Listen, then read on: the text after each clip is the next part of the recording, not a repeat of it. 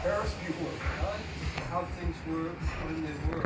Obsessed with all things 80s. 80s. Culture. Culture. All that. The 80s, the 80s, the 80s, the 80s.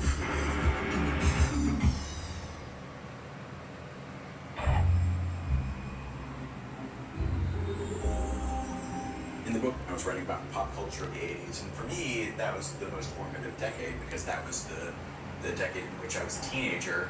It was also the decade when I got my first video game console, the decade when I got my first home computer. That was, the first time I ever dialed out on a computer that connected to another computer and talked to a person via text over computer. I also got a VCR in the 80s, and suddenly that opened the whole world of film, not just the movies that were playing on television or in my local cinema. Suddenly I had access to the whole history of cinema and cinema from all around the world. So all those things motivated me to focus on that time period. I crack open a tab. I put on some Duran Duran. I play Robotron. That's why I love the Oasis. The story is fantastic. It's kind of like a dream story. I mean, for someone of my generation, you really get it. Hello, Danny.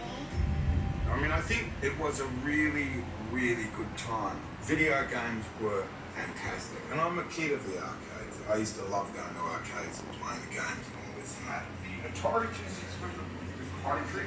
Right, with the old cartridge, the television,